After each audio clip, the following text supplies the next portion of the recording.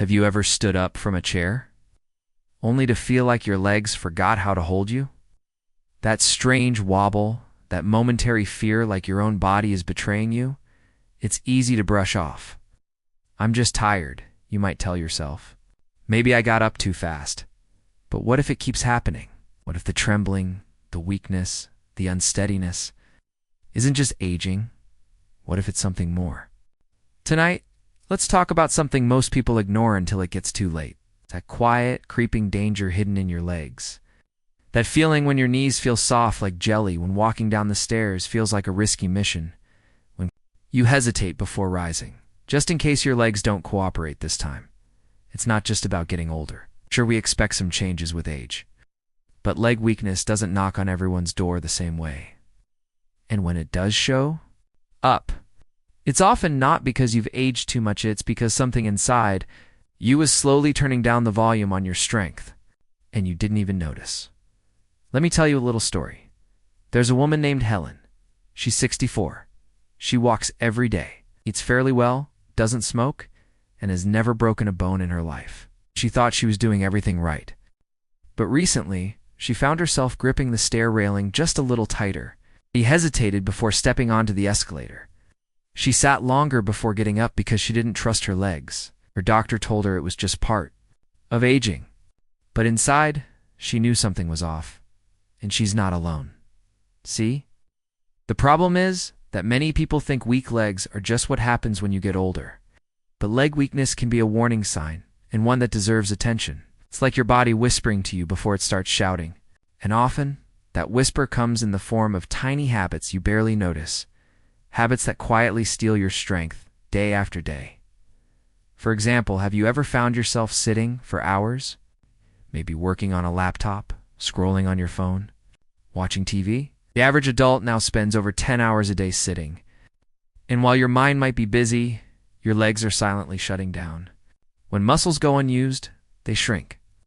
And when the large muscles in your legs lose strength, the whole foundation of your body becomes shaky. Or maybe you're someone who avoids squatting, bending, or climbing stairs because it's uncomfortable. So, you take the elevator.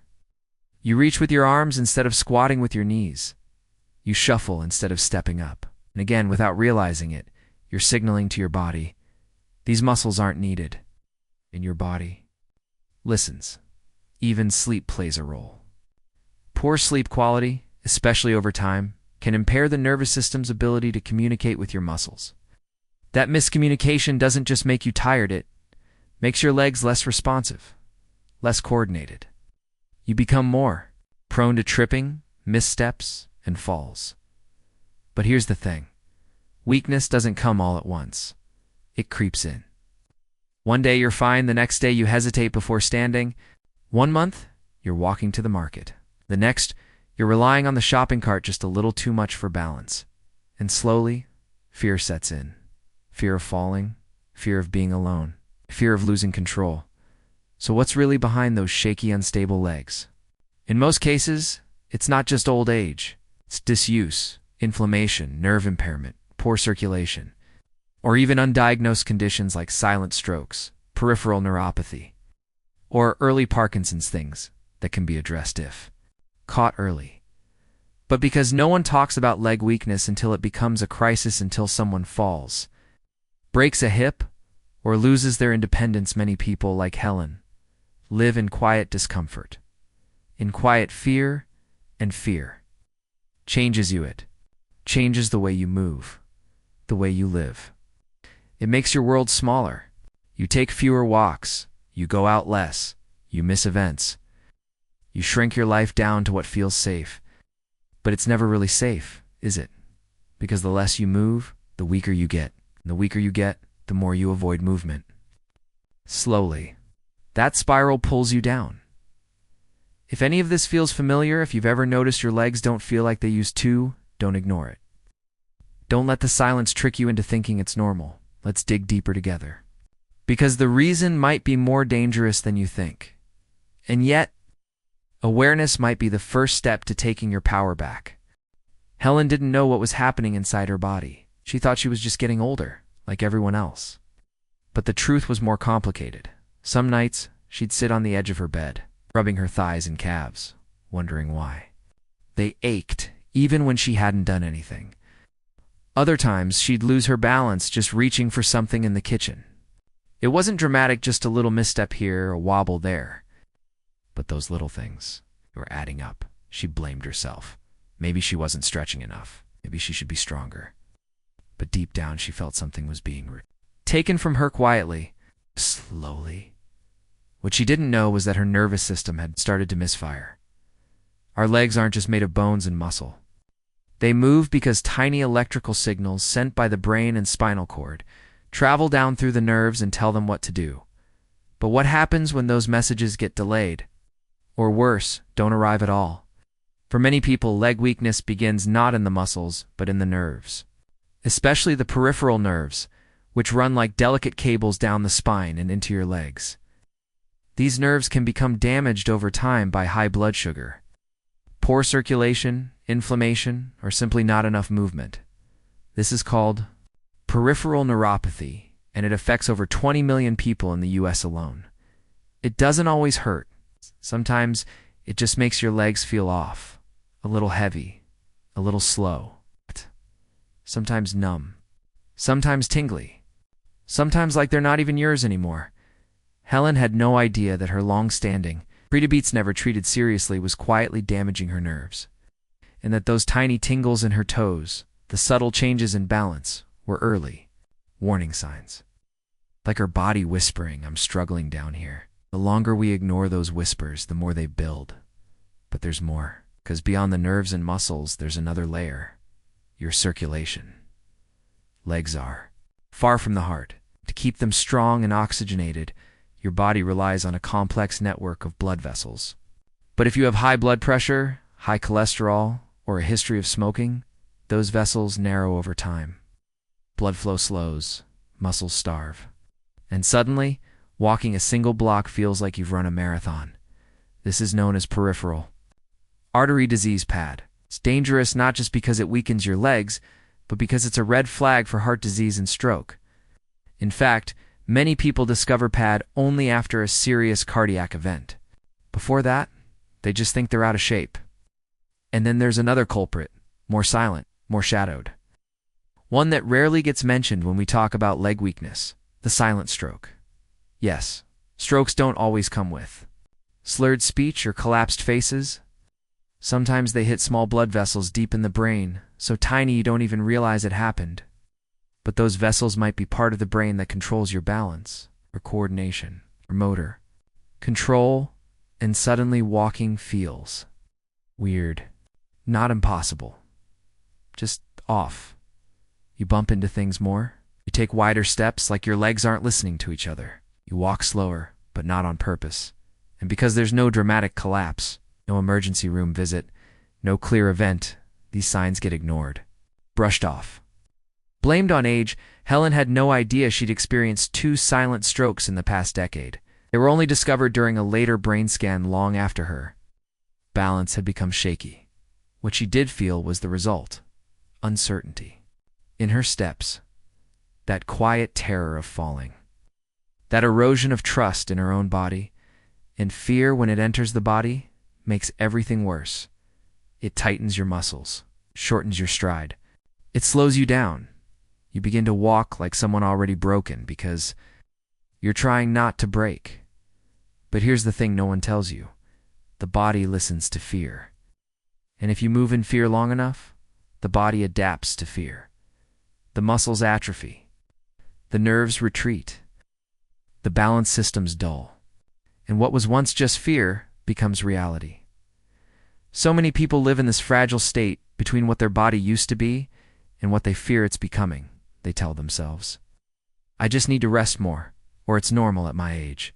But weakness is not an automatic sentence of growing old. And here's the hardest truth: the longer you accept it, the more real it becomes.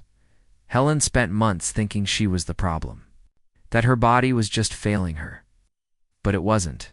It was trying to speak, trying to warn her. It started with a little tremble, a misstep. Then came the fear. Then came the self-doubt.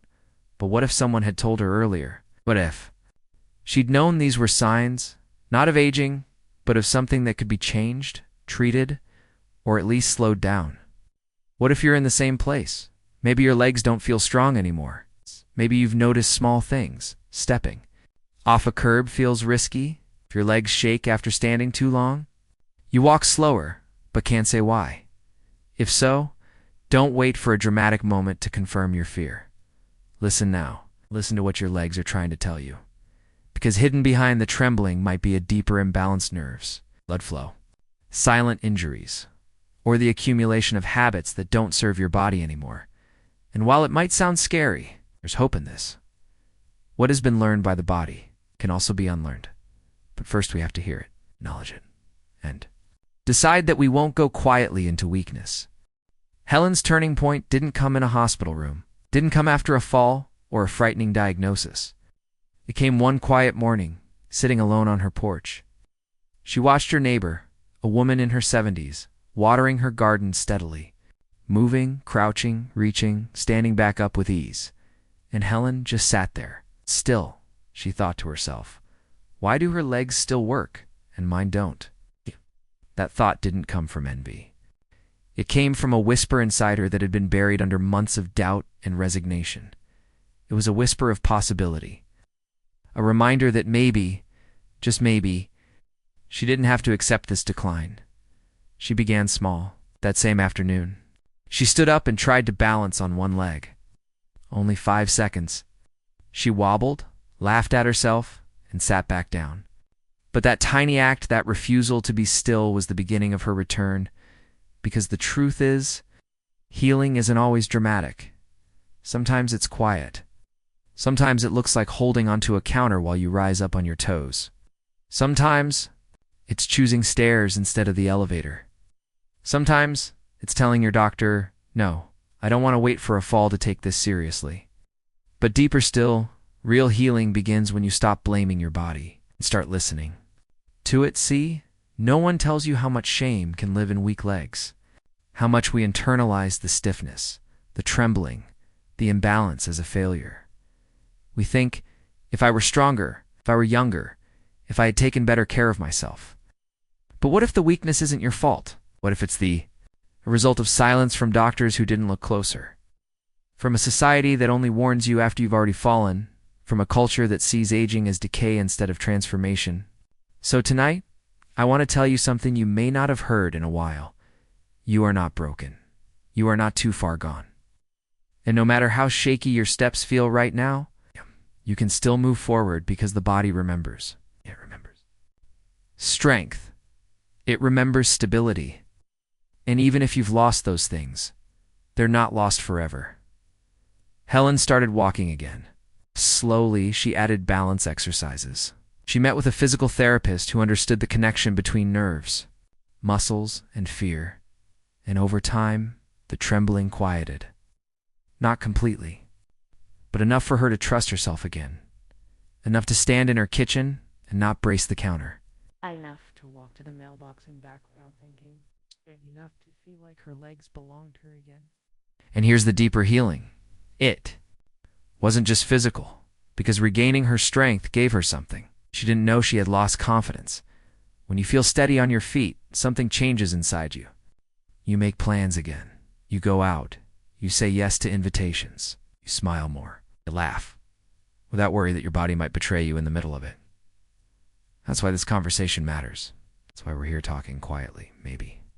Late at night, just you and me, because your legs aren't just tools for walking. They're your foundation, your freedom, your dignity. And if they're feeling unstable, if the trembling has crept in, stairs make you pause, don't wait, start with awareness. Then move gently toward action. Ask questions. Seek help, stretch, strengthen, reconnect with your body. As an enemy, but as a friend that's been trying to get your attention. And most importantly, forgive yourself for the time you didn't notice, because now you do. Maybe you can't change. The years you spent sitting too long, maybe you can't undo the missed warnings or the habits that held you back, but you can still choose what happens. Next, you can still choose to rise. You can still choose to love the legs that carry you even if they shake, even if they falter. even if they feel like strangers sometimes. Because with time, with kindness, and with consistent care, they will remember, and so will you. You'll remember what it feels like to move without fear, to walk through your home without reaching for walls, to trust your own steps again. And when that happens, it's not just your legs that grow stronger. It's your whole life that opens up again. So tonight, if you're sitting in silence wondering what's wrong with your legs, please remember, you are still allowed to hope. You are still allowed to heal. You are still allowed to believe in your body even if no one else ever taught you how. We can't erase the past, but we can choose how we step forward. Even if those first steps are shaky, they still matter. They're still yours. If this story touched you, I hope you'll share it with someone who needs it. Subscribe to stay close. We'll keep walking this path together, and maybe tonight. Before you sleep, try standing on one leg for 5 seconds. Not for strength, but for trust, because healing begins the moment you choose to listen. Asterisk, even shaky legs can carry a steady heart.